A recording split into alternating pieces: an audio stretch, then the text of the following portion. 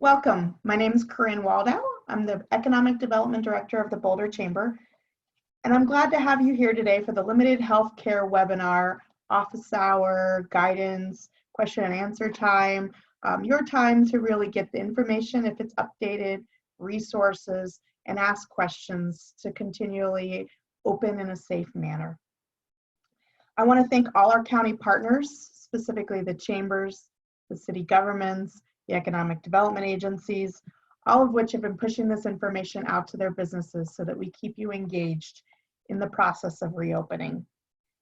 If you have any questions today, because our numbers are a little bit more limited today, we're able to either put them through the Q&A function, or I might be able to unmute you if your technology allows that to ask your question of Jesse today. I also want to thank Boulder County Public Health for putting in the hours and the time to answer your questions and to get this information to you. At this time, I'm going to hand it off to Jesse Rounds with Boulder County Public Health. Thanks, Corinne. Like Corinne said, my name is Jesse Rounds. I'm the business liaison with Boulder County Public Health for limited healthcare. My computer went to sleep. Okay. So today I'm just going to do a very, very quick overview of the things we've been talking about for the last couple weeks, and then really get into the resources that we hope will help support you and your colleagues, and then also get to the Q&A. So we've shown this slide a bunch of times, but I think it's important to note that that May 25th update is coming up,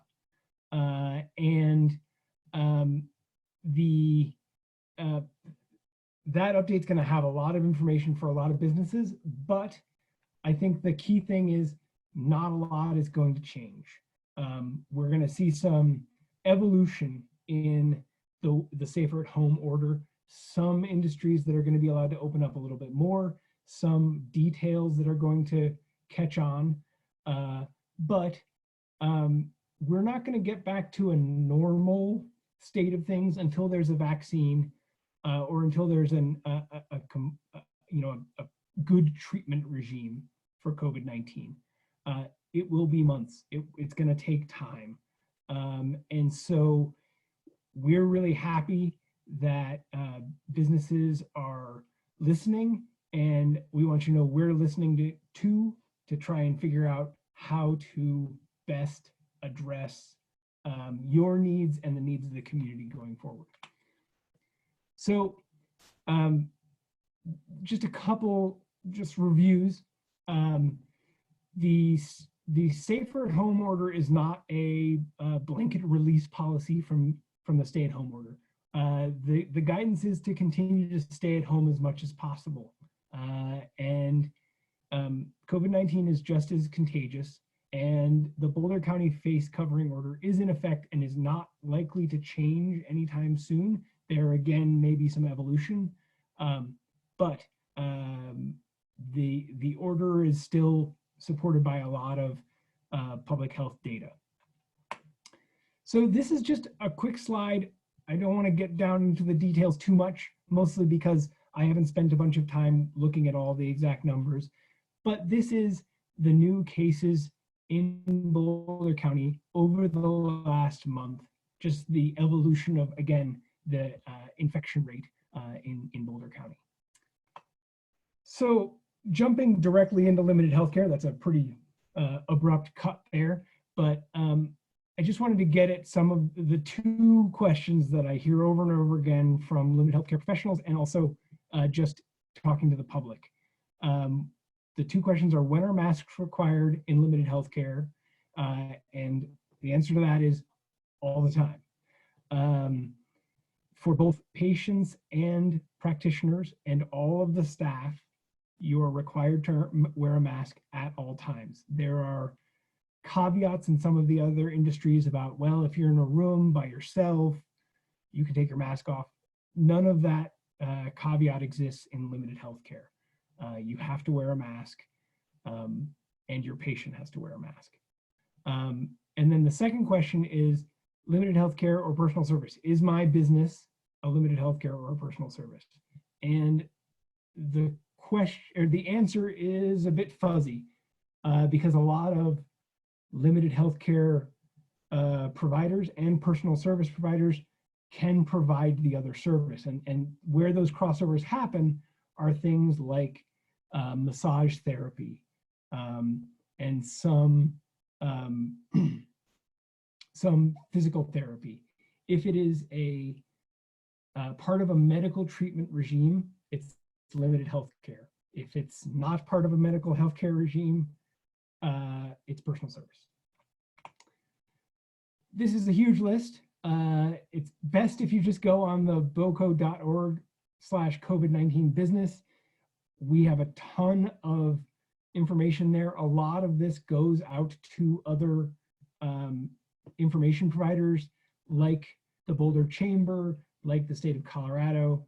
But I wanted to highlight a couple, I guess 3 sources of information that I think are really important. So the first one is our limited healthcare checklist. This is on our website. If you go to bouldercounty.org, there are banners across the top. Click on COVID-19. It's in basically the middle of the top of the page. And you can go to information for businesses, and then there are just a ton of links. One of them is this checklist. This tells you which businesses are covered by limited healthcare, and it also gives you all of the data or all of the checklist items for the workplace, for your employees, and for patients, and also gives you some access to other information. Another great resource. Corinne and I were just talking about this. This is huge. Energize Colorado was set up by the state, I think in cooperation with chambers of commerce, to really provide a location for you as business owners to obtain PPE, cleaning products, those sorts of things. You go on this website, you click on purchase supplies. I think Corinne and I were talking, I think the deal is you have to say what kind of business you are, and it links you to different sources of materials. Incredibly helpful, and they've been promising it forever, so it's great that it's up. And then let's get back to this. Mask use. I just wanted to reiterate the mask order for Boulder County is still in effect. And again, just wanted to click on this to show you where this is on our website. There's a bunch of information here about, oh, it's gonna keep on jumping for us. Okay. So this is detailed information with exceptions for facial coverings. Now, one thing, these exceptions do not apply in limited healthcare.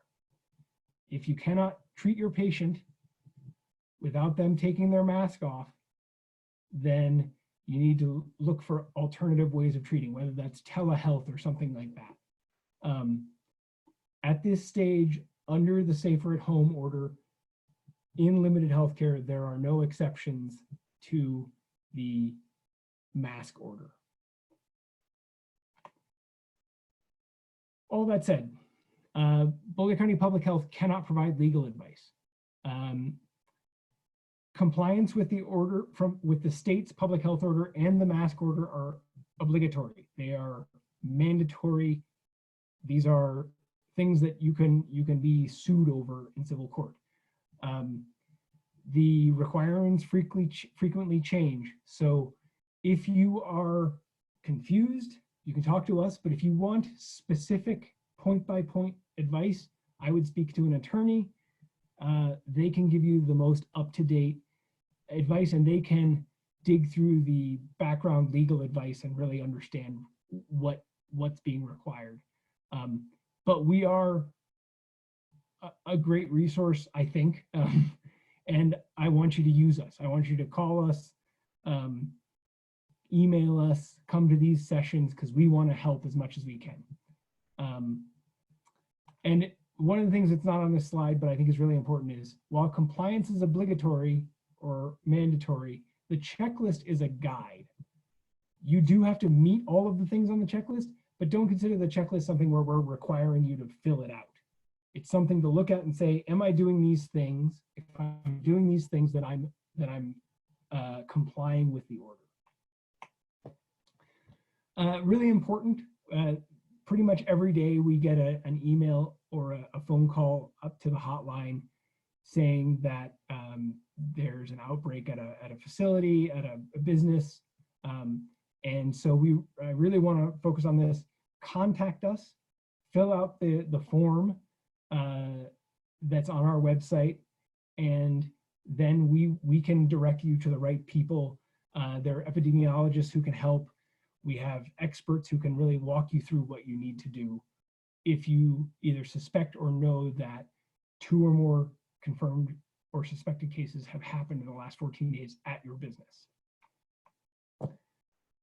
Where to go for information? We talked a little bit about this. I highlighted 3 options, but those first 2, boco.org/COVID-19 business, that's the county's website. COVID19.colorado.gov is the state's CDPHE, the Colorado Department of Public Health and Environment website. That's where the public health order is broken down by them. They've got Q&As, they've got frequently asked questions, tons of information. Boulder Chamber and your city's Chamber of Commerce, other cities' Chamber of Commerce are super helpful. There's this session, all of our sessions are being recorded and cataloged.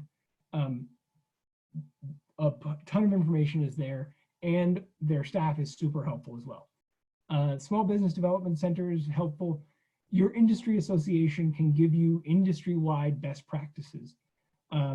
DORA, the Department of Regulatory Agencies, is a state-level organization that can really drill down in your industry and give you details. Their website has a drop-down for all of the industries that they regulate with details about how they've interpreted the public health order. And then finally, your city, if you're in one of the municipalities or towns in the county, they can provide information as well.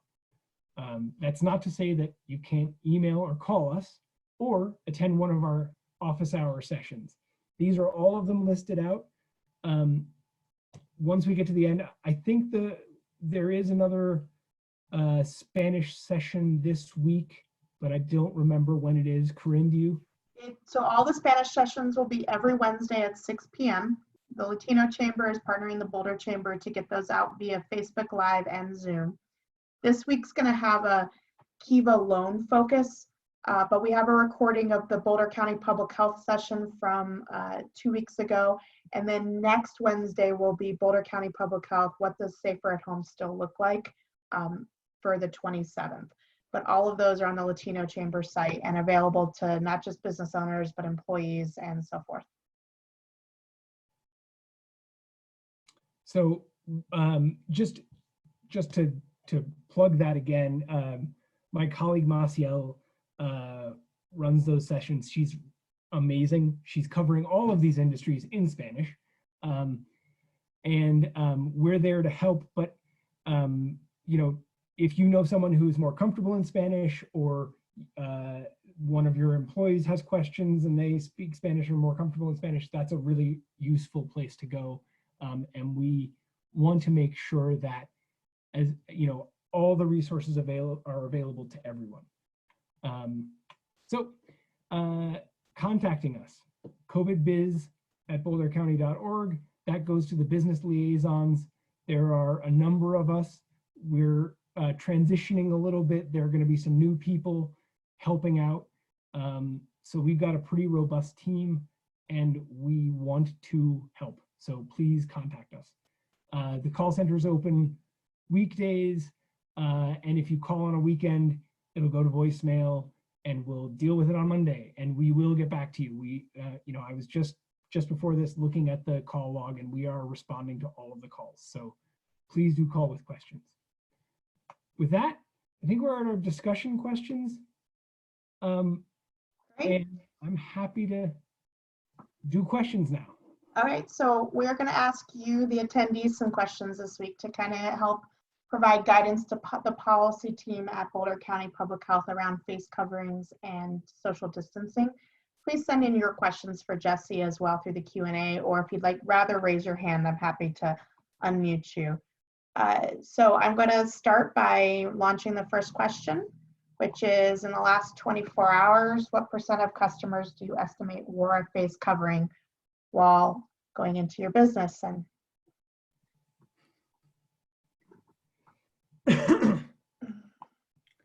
And I mean, I guess I can speak about this a little bit while you're answering the question.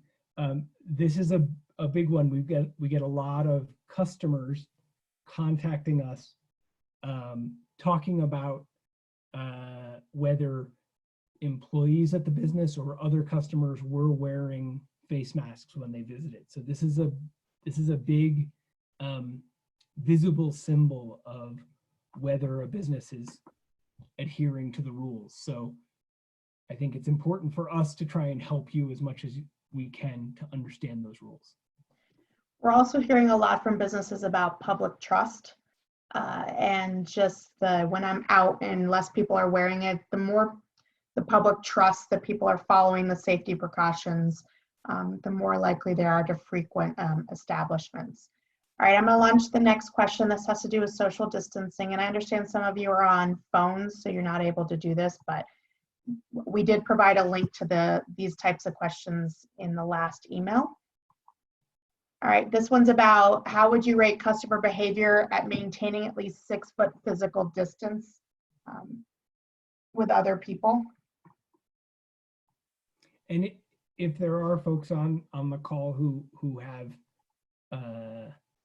either questions or experience with trying to manage a waiting room, I'd love to hear some thoughts on that. I know that the state has been pushing sort of a virtual waiting room option where customers wait in, especially for limited healthcare, where patients will wait in their car or outside and get a call when it's time for their appointment. And I don't know how accessible or how easy that is to set up. So if you have experience or questions or concerns, I'd love to hear about that. Have you had people have to take out some of the furniture or their magazines or other things from waiting areas, and then because you're not supposed to have people convening, correct? Right, exactly.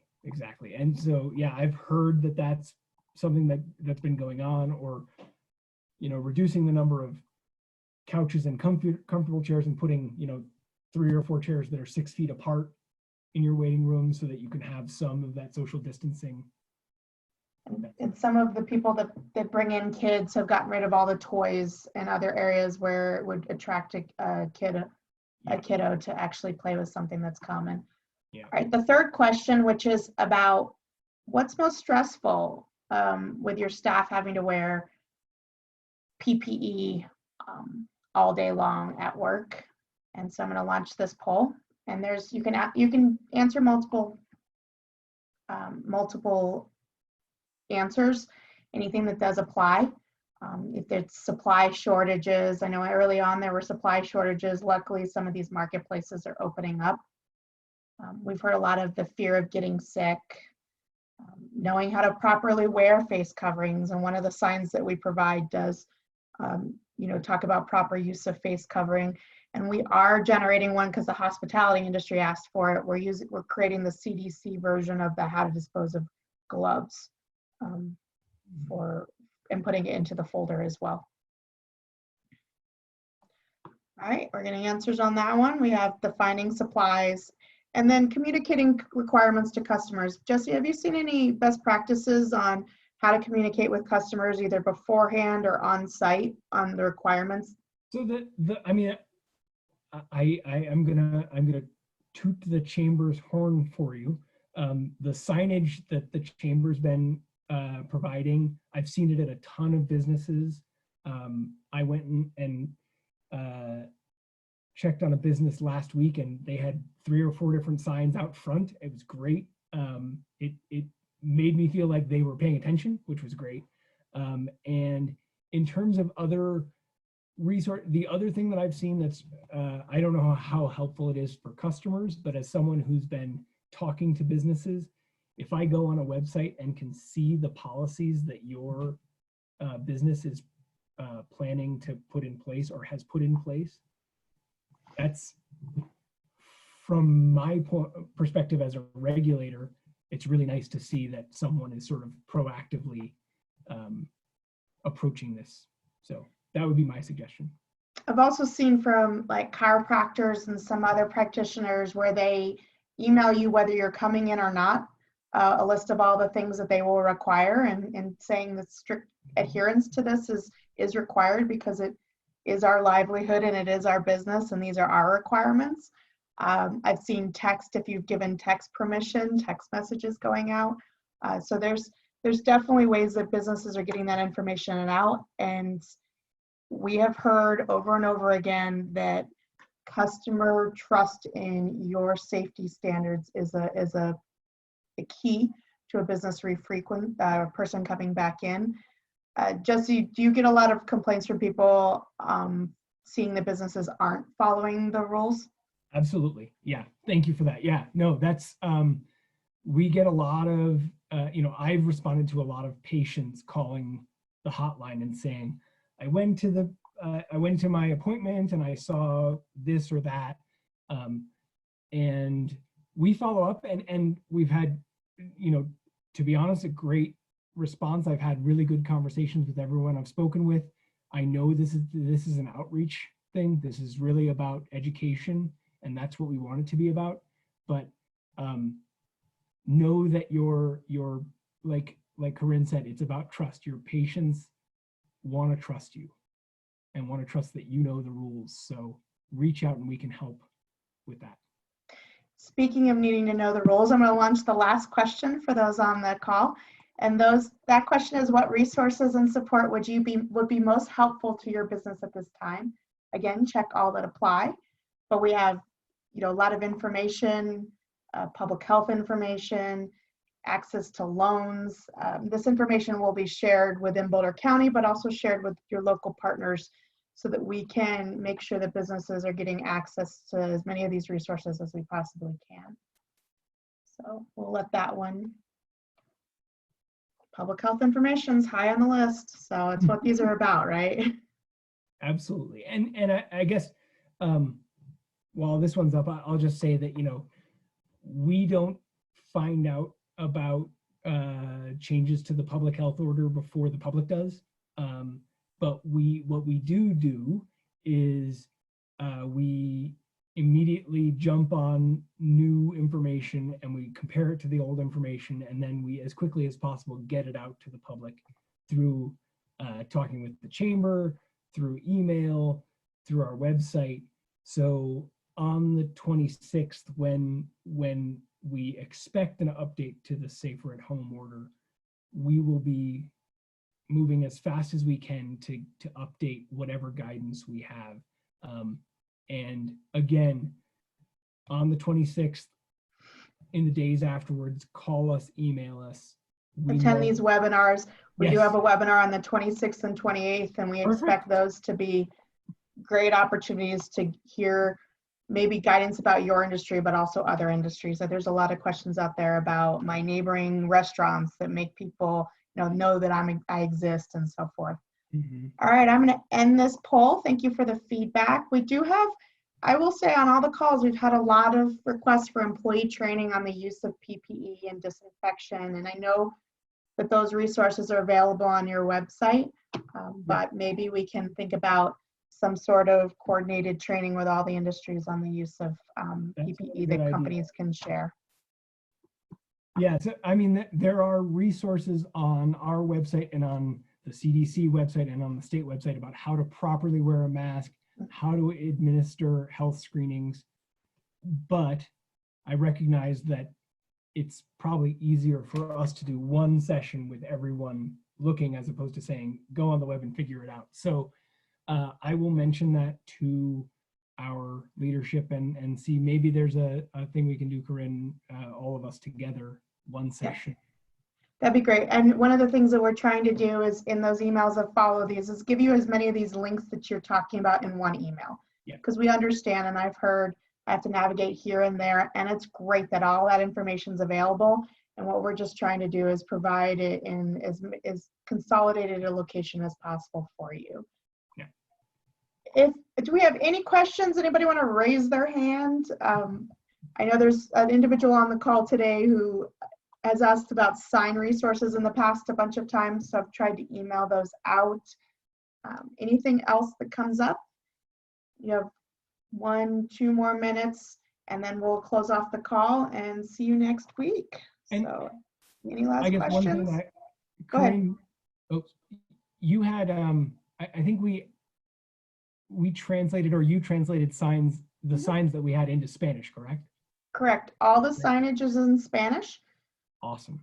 So we have the links that you get will have the English signs, which there's about 14 of them. We did add two new signs this week. One is do not enter unless you're wearing a face covering. I guess the signage that was in there was a little bit soft, and now people wanted the harder language. So we have a do not enter.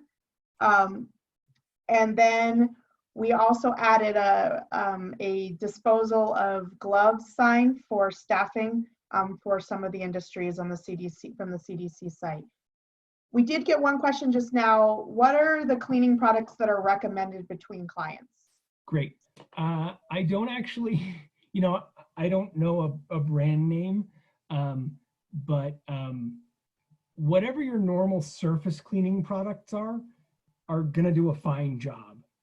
Really what we're looking for surface cleaning is just more regular cleaning.